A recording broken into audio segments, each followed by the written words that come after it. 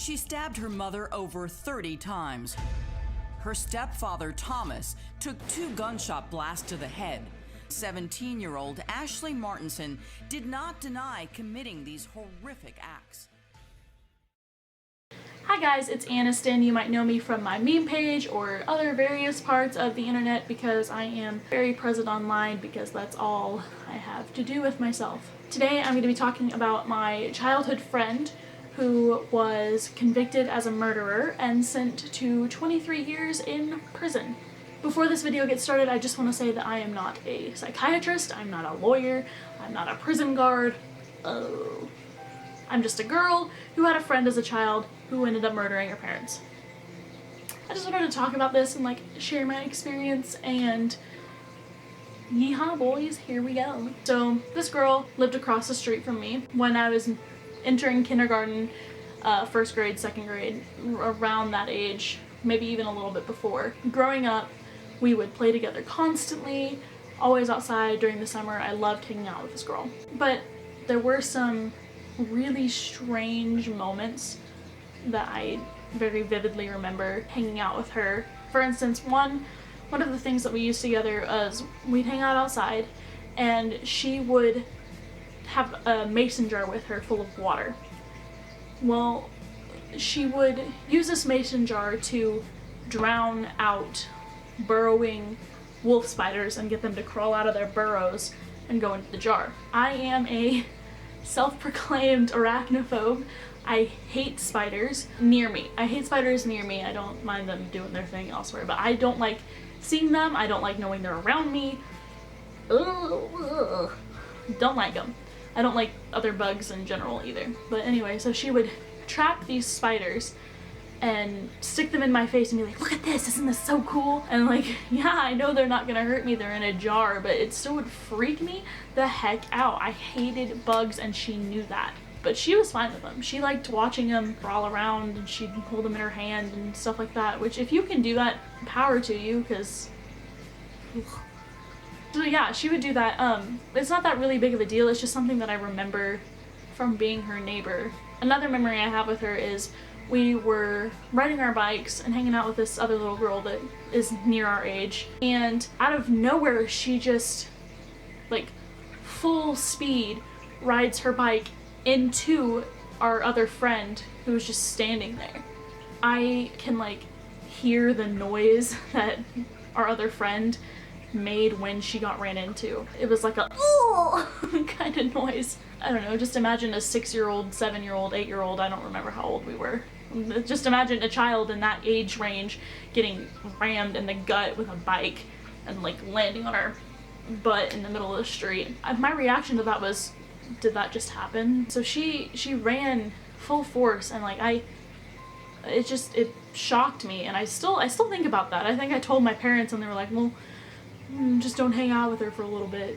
Stuff parents say when kids fight, but it wasn't even really a fight, it was just me seeing something that bothered me, I guess. Anyway, so my friend moves away and she comes back my freshman year of high school and she remembers me. I was visiting the high school, I remember 2 weeks before class started, we were having freshman orientation or whatever, and she was there because she was new and she was also looking at the school. So she's walking around and she sees me and she goes, Aniston, hi! And I'm like, oh, hi Ashlee, how are you? Formality. She's like, oh, you look so different. And I'm like, you look so different too. When I first saw her after she had moved away, she was the emo queen, scene queen that I had dreamed of being. She was black ripped pants, gloves, bows in her hair. I thought it was so cool. She looked fantastic. I remember always being envious of that scene chic kind of thing, because I couldn't pull it off to save my life at that time, ever. So I remember seeing her, we remembered each other, and then the school year started and we had a class together. We were in drama class together. She would always choose the darkest shit to do, which is fine. I mean, if that's your niche, do dark dramatic interpretations, cool.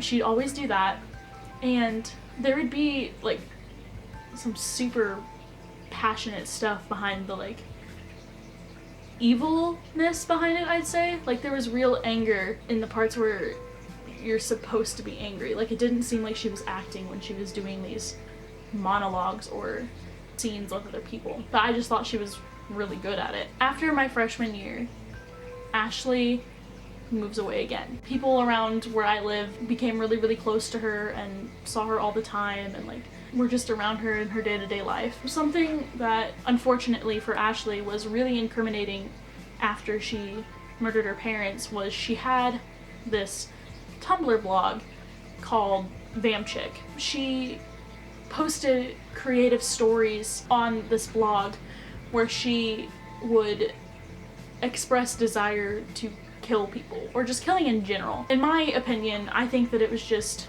her using her anger towards everything as an outlet. I don't think that she actually genuinely had any intentions to kill people or anyone at that point. I just think it was an outlet, and it was just something that she liked. Like, some people are just fascinated with death and murder mysteries and things like that, and she'd write them.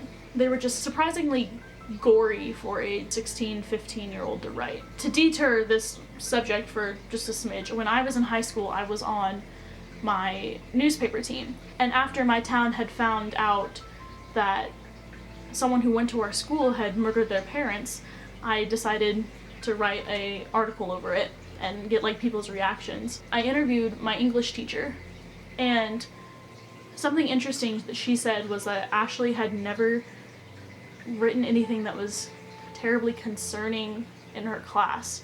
So I believe that Ashlee kept her scary stories, poems, confined to her Tumblr blog. I feel like the only people that she was expressing these like thoughts to were people, like, really close to her, just for, like, laughs too. I don't think it was, like, inherently demented or anything like that. So, what did Ashlee do? I've mentioned several times she killed her parents, but that's, like, very skimming the surface of what happened.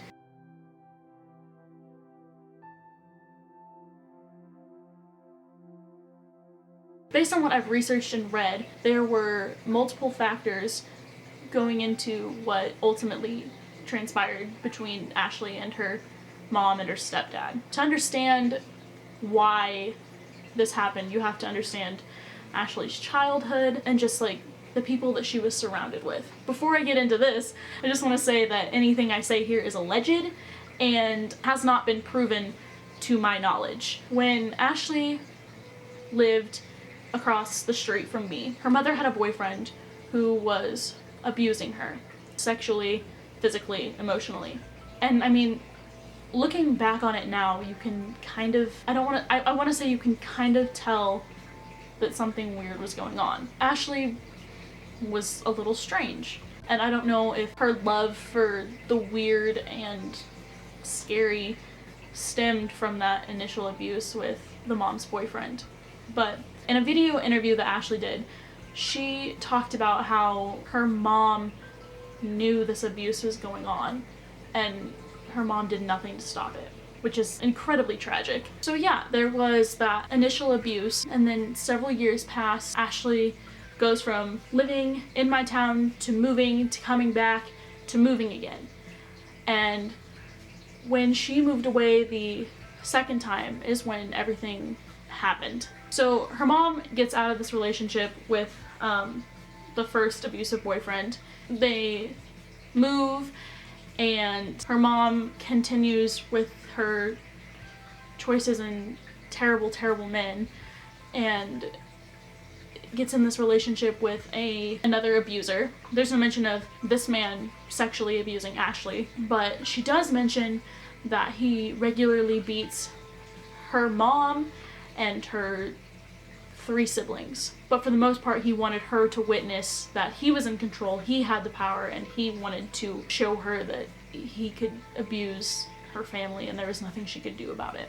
According to other interviews that Ashlee's done, she was allowed to have a job and she was allowed to go to school.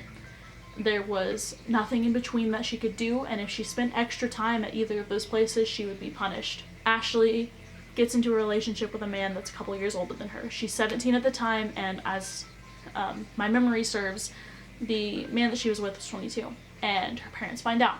They take away her car privileges, they take away her work privileges, and they threaten to have her not go to school. The amount of control that Ashlee was under is incredible. They even threatened this 22-year-old man with statutory rape if he didn't leave Ashlee alone. I can understand wanting to protect your kid from older men, and honestly, a kid still in high school has no business being with someone who's been out of high school for that long.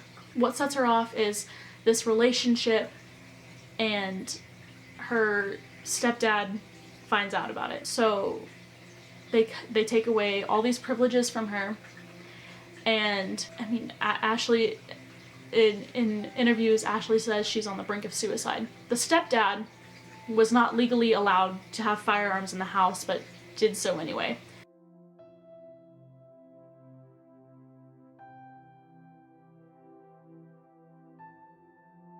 And Ashlee got a hold of one of the shotguns and took it to her bedroom and was completely ready to commit suicide. She then hears her stepdad coming up the stairs, and instead of shooting herself, she turns the gun on her stepdad and shoots him. Twice. The mom obviously heard this and comes up the stairs, grabs a decorative knife off of a stand, and comes at Ashlee with it. Ashlee is able to get the mom off of her feet, they're on a staircase, grabs the knife, and starts stabbing her mom. There was an obvious amount of anger behind her murdering her mom because she stabbed her mom 37 times. Like I said, I'm not a psychiatrist, but I imagine you would have to be incredibly angry, or just incredibly angry, to do that to someone. It's important to remember that Ashlee was put through years of abuse and complacency by her mother. And I don't know anything about this, but probably some abuse from her mom as well. Like I said, she has 3 younger siblings, and she knows that these girls are in the house, and she knows that, I mean, obviously they're gonna call 911. They see their parents dead. So what she does is she takes the girls and she locks them in a room with juice and snacks and wraps up the door and dips. And her and her boyfriend are leaving and they get caught. Ashlee's official sentence is 2nd-degree intentional homicide, and she was sentenced to 23 years in prison. She committed these murders in 2015 at the age of 17. I know from reading other articles that she tried to plead insanity and that was dismissed, but I have some real empathy in my heart for her. I mean, this is a girl who was abused her entire life, could not trust the men that her mom brought into her life, and just lost it after all these years. And I want it to be known that I am not justifying her killing her parents, her guardians. I just think that it should be known that Ashlee is not a monster, and she was very, very kind and just a great person to be around when she was in my life and in other people that I know's life. In an interview she did, she says she feels more happy in prison than she did living with her mom and stepdad and all of the abusive men that her mom brought into her life. So I just feel like she shouldn't be portrayed as this evil woman who vengefully murdered her parents. It's a lot more complicated than that, and it really hurts when people only see the vamp chick, emo, psycho killer, because it was so much more. Anyway, that is my story about my childhood friend who murdered her parents. I hope you enjoyed. Feel free to like and subscribe and watch my other videos. Check out my meme page. I appreciate you watching. Thank you so much. Have a great rest of your day.